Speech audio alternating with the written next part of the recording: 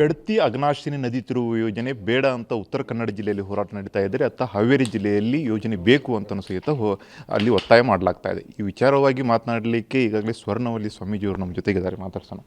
Sir, ಈಗಾಗಲೇ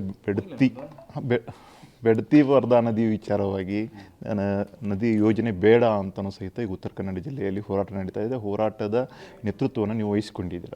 ಅದರಲ್ಲಿ ಪ್ರಮುಖವಾಗಿ ಉತ್ತರ ಕನ್ನಡ ಜಿಲ್ಲೆಗೆ ಯಾವೆಲ್ಲ ರೀತಿಯಾದಂಥ ಮೇಜರ್ ಸಮಸ್ಯೆ ಆಗುತ್ತೆ ಅಂತ ಹೇಳ್ತೀವಿ? ಇದನ್ನು ಈಗಾಗಲೇ ಅನೇಕ ಸಲ ಹೇಳಿದ್ದಾಗಿದೆ, ವಿಜ್ಞಾನಿಗಳು ಕೂಡ ಅನೇಕ ಸಲ ಹೇಳಿದ್ದಾರೆ. ಈ ಯೋಜನೆ ಜಾರಿಗೆ ಬಂದರೆ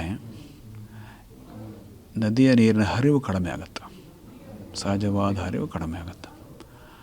ಆವಾಗ ಅನೇಕ ಸಮಸ್ಯೆಗಳಾಗುತ್ತೆ. ಒಂದನೇದಾಗಿ ಈ ನದಿಯ ಅಕ್ಕಪಕ್ಕ ಇರತಕ್ಕಂತಹ ಎಲ್ಲ ಕೆರೆಗಳು, ಬಾವಿಗಳು, ಇವುಗಳಿಗೆ ನೀರಿನ ಮರುಪೂರ್ಣ ಕಡಿಮೆ ಆಗುತ್ತೆ. ಆವಾಗ ಅಂತರ್ಜಲದ ಮಟ್ಟ ಕುಸಿತದೆ ಜಿಲ್ಲೆಯಲ್ಲಿ. ಆವಾಗ ಇಡೀ ಜಿಲ್ಲೆ ಕೂಡ ಬರಪೀಡಿತ ಪ್ರದೇಶ ಆಗುವ ಅಪಾಯ ಇದೆ. ಆಮೇಲೆ ಈ ಯೋಜನೆಯಲ್ಲಿ ತುಂಬ ದೀರ್ಘವಾದ ಕಾಲುವೆಗಳು, ಸುರಂಗಗಳು ನಿರ್ಮಾಣ ಆಗ್ತವೆ. ಆ ಕಾಲುವೆಗಳು, ಸುರಂಗಗಳ ನಿರ್ಮಾಣ ಆದರೆ ಭೂಕುಸಿತದ ಅಪಾಯನ ಜಾಸ್ತಿ ಆಗುತ್ತೆ. ಈ ಘಟ್ಟ ಪ್ರದೇಶ ಎಲ್ಲ ಭೂಕುಸಿತದ ವಲಯ ಇದು, ಈಗಾಗಲೇ ಅನುಭವಕ್ಕೆ ಬಂದಿದೆ. ಅದರ ತಜ್ಞರು ತುಂಬ ಎಚ್ಚರಿಕೆ ಕೊಟ್ಟಿದ್ದಾರೆ. ಆಮೇಲೆ ಮೂರನೇದಾಗಿ ನದಿಯ ಗುಂಟ ನೀರು ಕೆಳಗೆ ಹೋಗದೇ ಇದ್ದರೆ, ಅದರ ಕಮ್ಮಿ ಹೋದರೆ ಆವಾಗ ಸಮುದ್ರದ ಉಪ್ಪು ನೀರು ಇನ್ನಷ್ಟು ಒಳಗೆ ಬರ್ತದೆ. ಈಗ ಬರ್ತಾಯಿದೆ, ಈಗಾಗಲೇ ಇನ್ನಷ್ಟು ಒಳಗೆ ಬರ್ತದೆ. ಹಾಗಾಗಿ ಘಟ್ಟದ ಕೈಗಿನ ಕೃಷಿ ಭೂಮಿ, ಕೃಷಿ ಯೋಗ್ಯತೆ ಕಳ್ಕೊಳ್ತದೆ.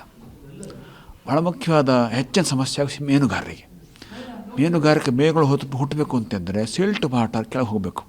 ಸಿಲ್ಟ್ ವಾಟರ್ ಕೆಳಗೆ ಹೋದ ಕಮ್ಮಿ ಆಗ್ಬಿಡುತ್ತೆ, ನೀರು ಹರಿವು ಕಮ್ಮಿ ಆದ ಕೂಡಲೇ ಶುದ್ಧ ನೀರು ಹೋಗ್ತಾ ಇರ್ತದೆ. ಆವಾಗ ಮೀನುಗಳಿಗೆ ಆಹಾರ ಇಲ್ಲ. ಹೀಗಾಗಿ ಮೀನುಗಾರಿಕೆ ತಡೆ ಆಗ್ತದೆ, ತುಂಬ ಆಗ್ತದೆ, ಈಗಾಗಲೇ ಆಗ್ತಾಯಿದೆ.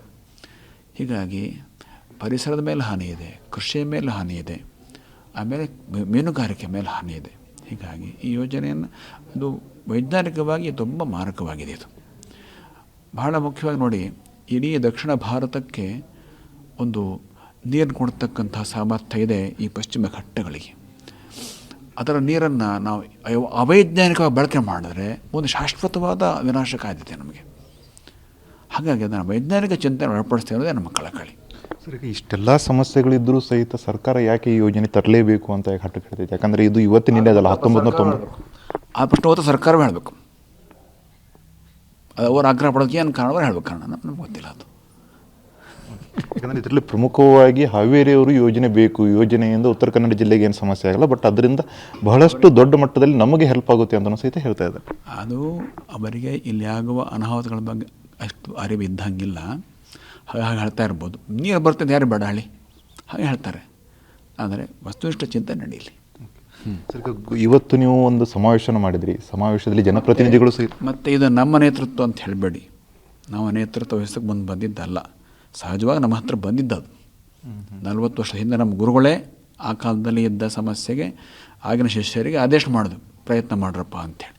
ಗುರುಗಳ ಮುಕ್ತರಾದ ನಂತರ ಆ ಹೊತ್ತು ಸರಿಯಾದ ಪೀಠಾರೋಹಣ ಹೊತ್ತಿ ಮತ್ತೊಮ್ಮೆ ಈ ಯೋಜನೆ ಘೋಷಣೆ ಆಯಿತು. ಹೀಗಾಗಿ ಅನಿವಾರ್ಯ ಆಯಿತು ನಮಗದು. ನಾವು ಬಯಸಿದ್ರು ನುಗ್ಗು ಬಂದಿದ್ದಲ್ಲ. ಹಾಗಾಗಿ ಇದು ಜಿಲ್ಲೆ ಜನರ ಎಲ್ಲರ ಹೋರಾಟ. ಇದು ಏನಿರುತ್ತೆ ಹೇಳೋ ಅವಶ್ಯಕತೆ ಇಲ್ಲ. ಅದೇ ಜಿಲ್ಲೆಯ ಜನರಿಗಾಗಿ ನೀವೇನು ಹೋರಾಟ ಮಾಡ್ತಾ ಇದ್ದಾರೆ ನಿಮ್ಮ ಗುರುಗಳ ಹೇಳಿದ ಪ್ರಕಾರ. ಅದರಲ್ಲಿ ಪ್ರಮುಖವಾಗಿ ಈ ಯೋಜನೆಯಿಂದ ಈಗಾಗಲೇ ಜನಪ್ರತಿನಿಧಿಗಳು ಸಹಿತ ಕೈ ಜೋಡಿಸ್ತಾ ಇದ್ದಾರೆ.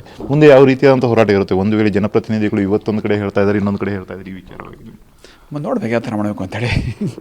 ಕಾನೂನು ಹೋಗೋ ಪ್ರಸಂಗ ಬರ್ತದೆ, ಕಾನೂನಿಗೆ. ಅಷ್ಟೇ ಅಲ್ಲ, ಚುನಾವಣೆ ಬಹಿಷ್ಕಾರದ ವಿಚಾರವಾಗಿಯೂ ಸಹಿತ ವೇದಿಕೆಯಲ್ಲಿ ಮಾತಾಡಿದರೆ ಒಂದು ವೇಳೆ ಮುಂದಿನ ವಿಷಯ ಅದೀಗ ಹೇಳೋದಂಥದ್ದಲ್ಲ. ಹೋಗಬಹುದು. ಇದಾಗಿತ್ತು ಸ್ವಾಮೀಜಿಯವರ ಮಾತು. ಕ್ಯಾಮ್ರಾಮನ್ ಮಂಜುನಾಥ್ ಜೊತೆ ಸೂರಜ್, TV9 ಉತ್ತರ ಕನ್ನಡ.